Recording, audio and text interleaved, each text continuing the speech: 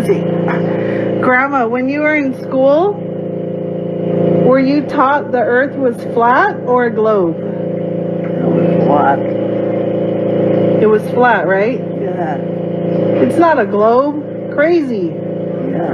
Right?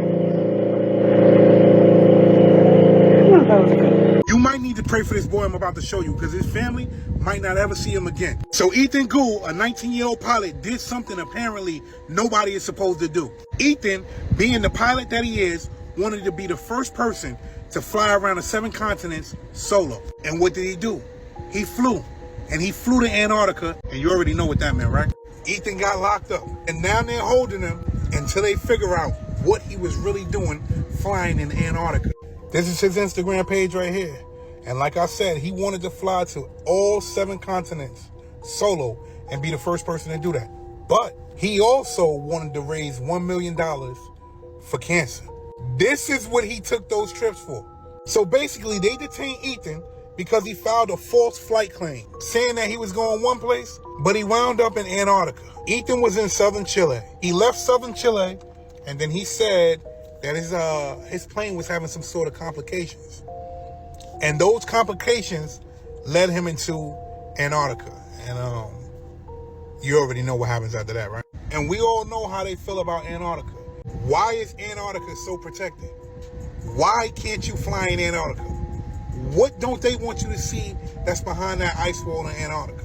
Well, if you jump down that rabbit hole, you would definitely be able to see. And now, people might need to bring some awareness to this, because, like I said, his family might not ever see him again. If you know about Antarctica, you heard the claims. You heard about everything that goes on in Antarctica. And apparently, they're trying to protect it. Jump down that rabbit hole and find out what's going on with Ethan. I'm out.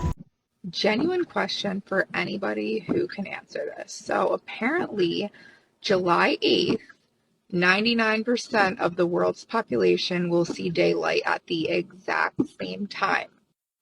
This is the diagram right here that they are sharing, explaining how this is possible. So, with that, keep in mind where they're showing the sun is going to be hitting when 99% of the population will see the sun. Now look at this. This is a photo that NASA produced to the public and said that this is an image of Earth. Can you compare these two images and understand how the math ain't mathin'?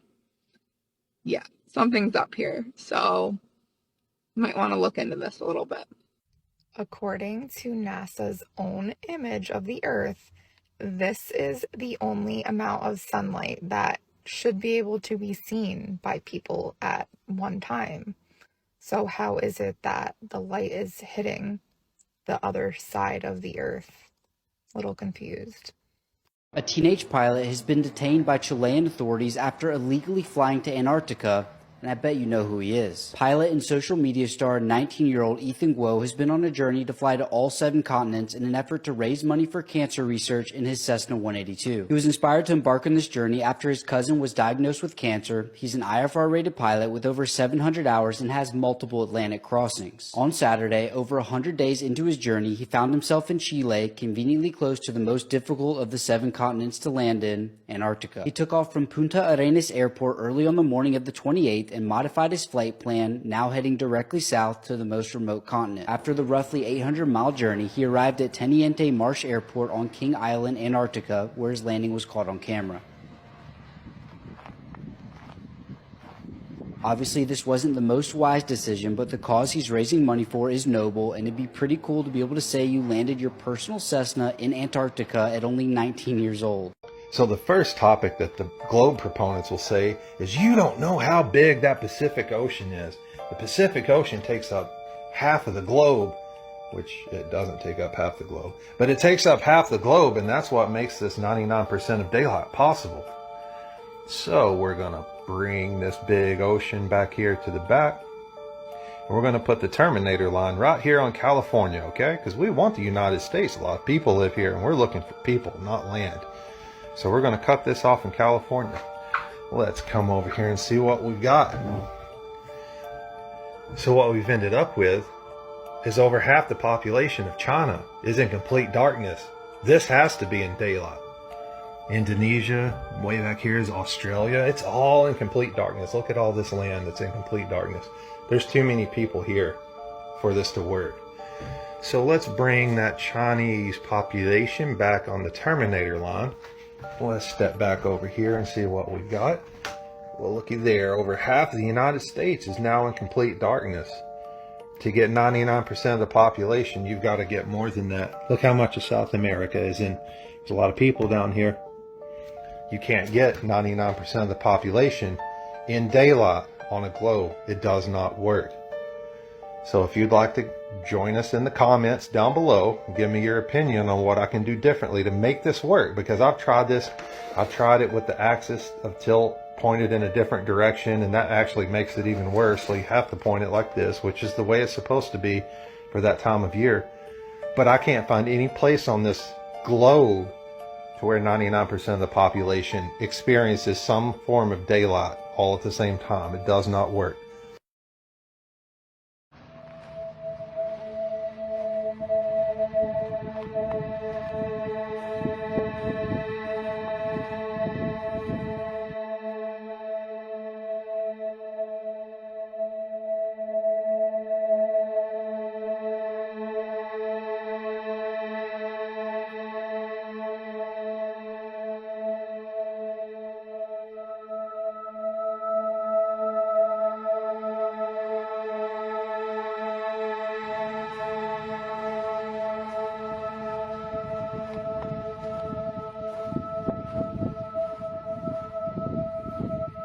They're never gonna see him again.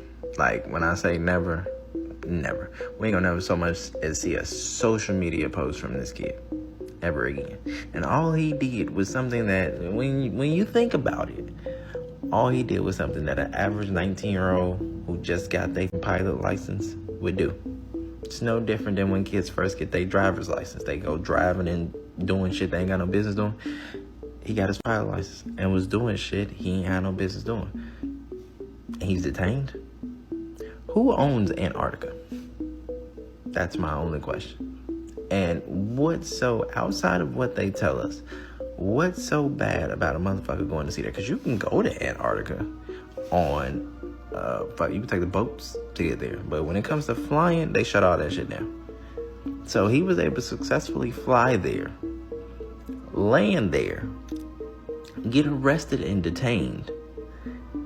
What military, first of all, if we can't fly there, how the military based there? What are they doing there? We can't go there. What are they doing there? Can somebody, anybody on that military base stitch, comment, let me know something? What y'all gonna say? Y'all ain't got access to social media? Not in today's age. That don't work, bucko. Long story short, we're never gonna see him again because he 9 times out of 10 saw some shit he was not supposed to see. Another globe killer. So every July 8th at 11:15 UTC time, 99% of the world population is experiencing sunlight. And about 70% of the globe is lit up on July 8th, every July 8th, at 11:15 UTC time. Now please tell me how that's possible on this cartoon ball right here. Someone please, no matter how you spin it, only 50% of this ball will be lit up at any given time. Globe killer, again. So let's all join together and make July 8th the day the globe died.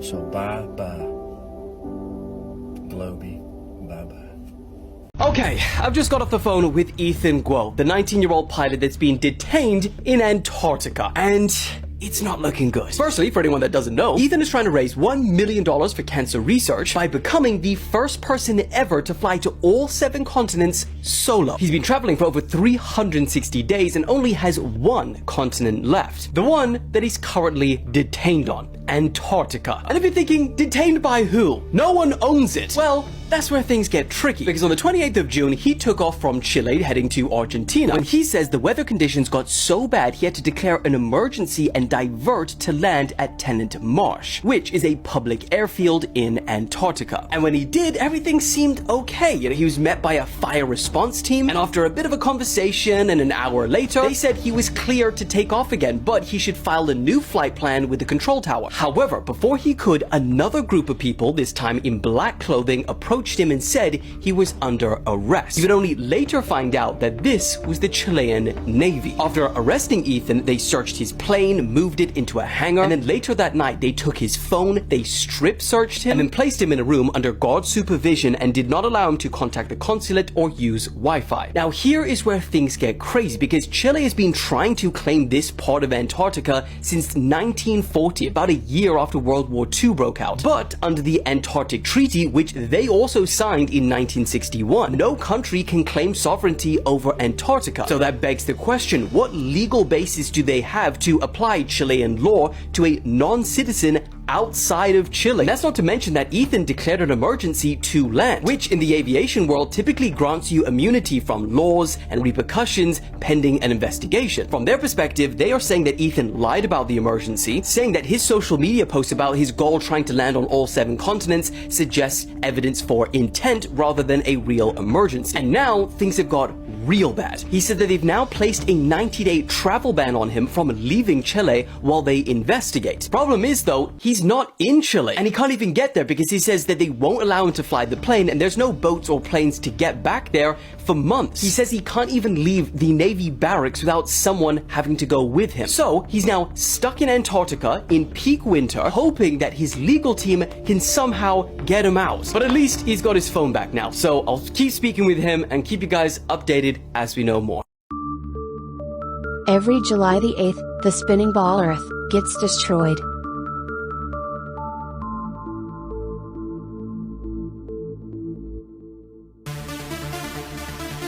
Every July the 8th, the spinning ball Earth gets destroyed.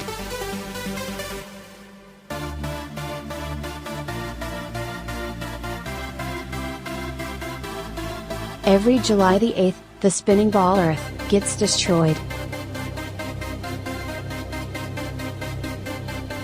Okay, so there's a 19-year-old pilot who flew into Antarctica solo without permission on his Cessna plane, and he has since been caught and detained.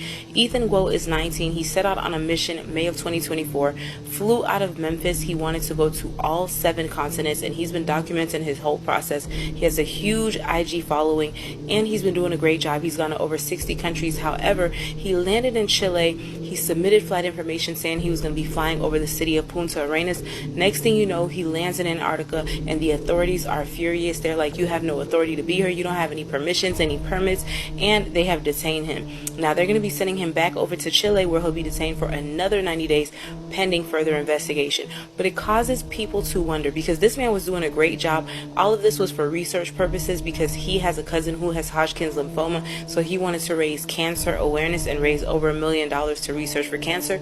But once he landed in Antarctica, everything has come to a halt. But it makes people wonder, why is it so hard to go to Antarctica? And the fact that all countries don't agree on anything. This is the one continent that they all agree on, that nobody can access. Over 30 countries have bases there. Considerably, they say it's for research purposes, but no citizen can just go and take a flight to Antarctica. You can't take a boat there. You can't just visit there without permit from the country from which you're flying from.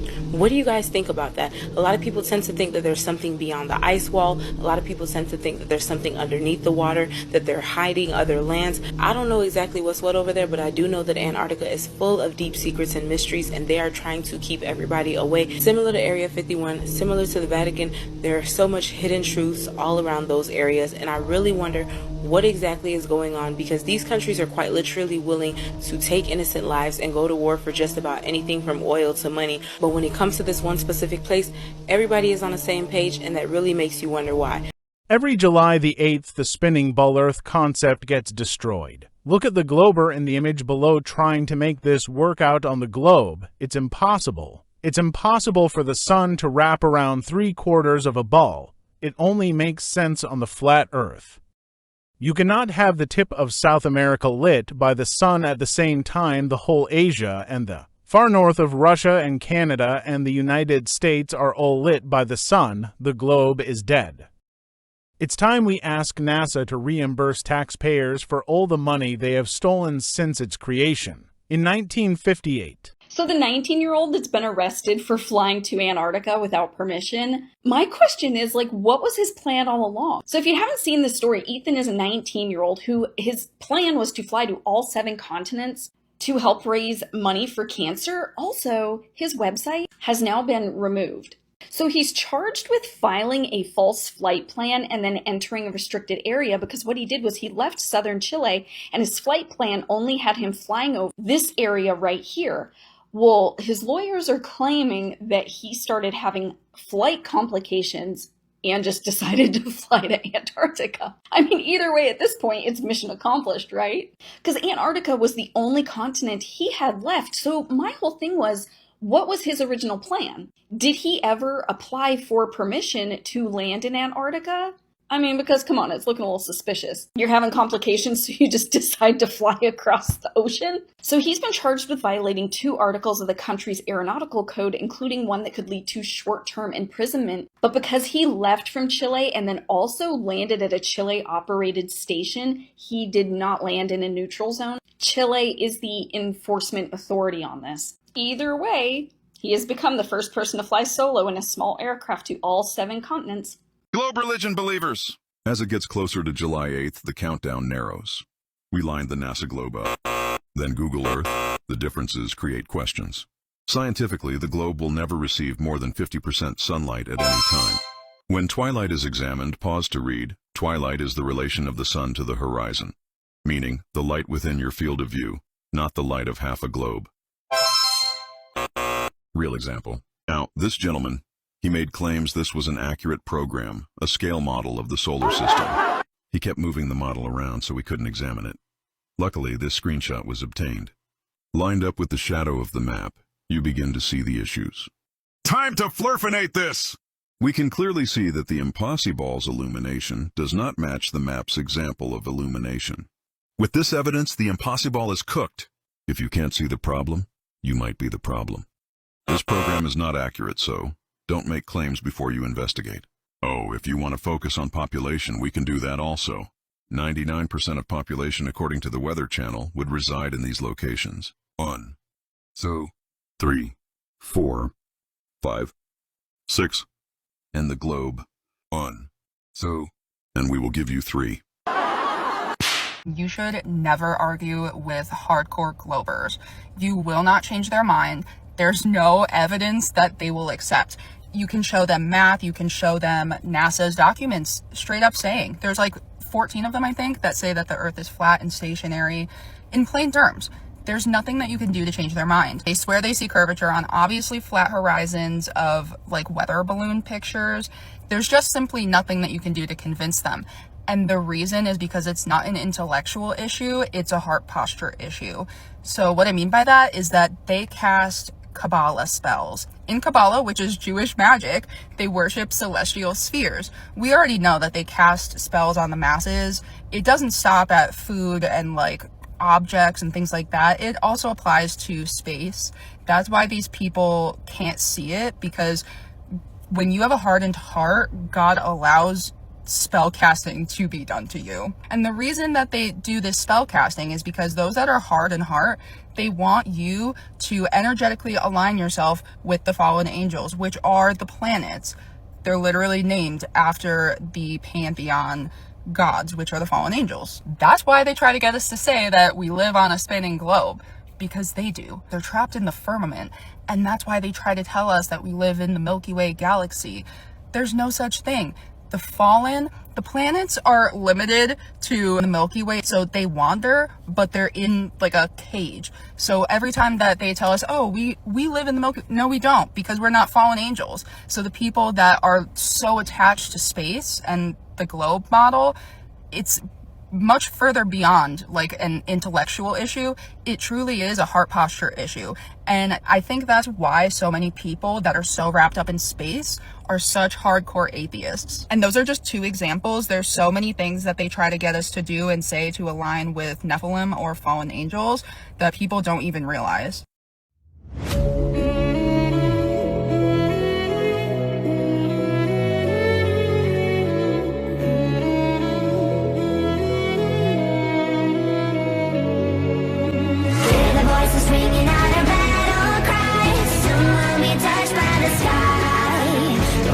From the ashes we will never die. Can you feel the power of a battle cry?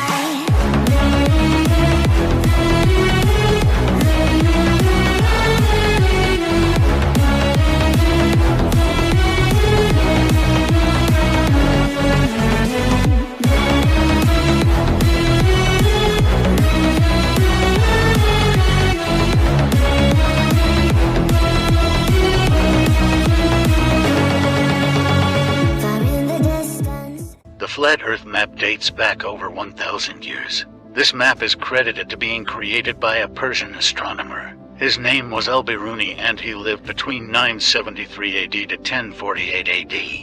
It's the official map of the United Nations and also the United States Geological Survey. It used to be present in many places before the creation of NASA and the Antarctic Treaty in 1959. Here you see it with Admiral Byrd. This map has been restored by Dmitry from Russia with suggestions of mine, Eddie Alenkar. Known by my YouTube channel Flat Earth Banjo, I asked Dmitry to include the Bermuda Triangle and Point Nemo, a place deep in the Pacific where NASA buries rockets. Then Robert Tozzi, a professional mapmaker, came along and enhanced the map even more. There are many people now selling this map online, but if you could order it from my online store, I would greatly appreciate it. Visit my online store now and order one of the items. I humbly thank you.